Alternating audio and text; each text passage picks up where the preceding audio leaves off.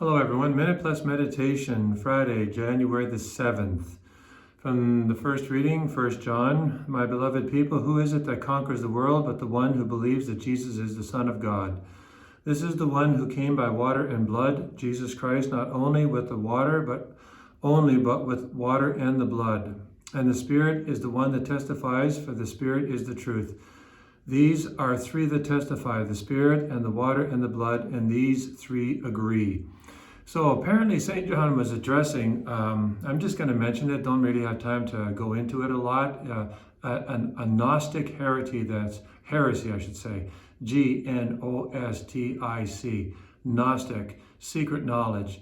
They taught false things about Jesus, becoming divine at his baptism and then not being divine, before his crucifixion and all that stuff, before his passion.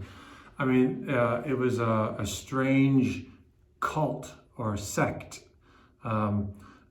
within Christianity. Some people were being seduced by it. So St. John here says, no, this is the one who came by water and blood, baptism and his passion, Jesus Christ, not with the water only, his baptism, but with the water and the blood. Also, he's divine at his baptism, he's divine in his passion, and the Spirit is the one that testifies, for the Spirit is the truth. And the fathers and doctors of the church also understood this to be revealing the grace of the sacraments as well, that water and blood flow from his side, and this is baptism in the Holy Eucharist. Now, all the sacraments, of course, flow from the side of Christ, but these two are highlighted. Baptism is birth, is the spiritual rebirth, and then the food of everlasting life, the Holy Eucharist. So that's an insight as to what St. John is getting at here. It's an old heresy that he was addressing. For you and me, it means believing that Jesus Christ is the Son of the living God.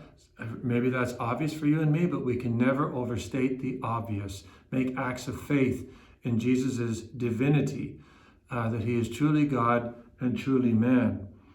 Okay, I'll leave that there, and then I'll go to the gospel. So in the gospel, Jesus was in one of the cities. There was a man covered with leprosy. When he saw Jesus, he bowed with his face to the ground and begged him, Lord, if you choose, you can make me clean. Then Jesus stretched out his hand, touched him, and said, I do choose, be made clean. Immediately, the leprosy left him. And then Jesus, he does this periodically. He says, don't tell anyone, but go show yourself, in this case, to the priest. Why? Because the Levitical priesthood had been set up by God, and Jesus will, in effect, say this in the New Testament, that he will establish, setting up his church, go to the priest. So, and I don't say that as a priest. Remember, I have to go to the priest too. I had to be baptized. I had to receive my first communion from the priest. I had to go to confession. I still go to confession to the priest. I will be anointed on my deathbed, God willing. God grants me that gift by the priest. I can't do it myself. Can't hear confessions. I can't hear my own confession. Wouldn't that be nice, right?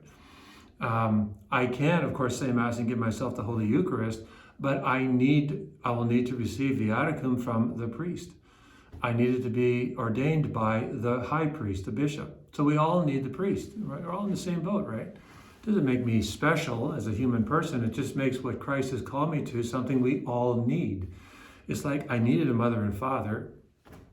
So God, joined man. He could have just popped us out of thin air, but he didn't do it that way.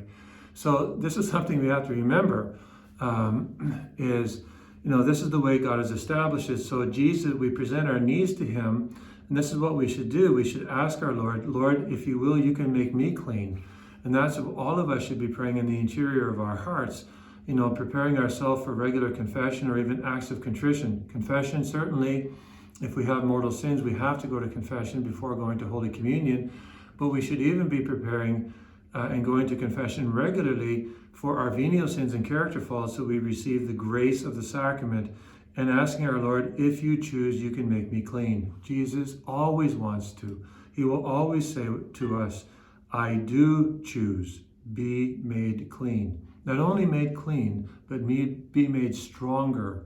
I will give you a resilience to keep fighting the good fight and to do so joyfully. God bless you.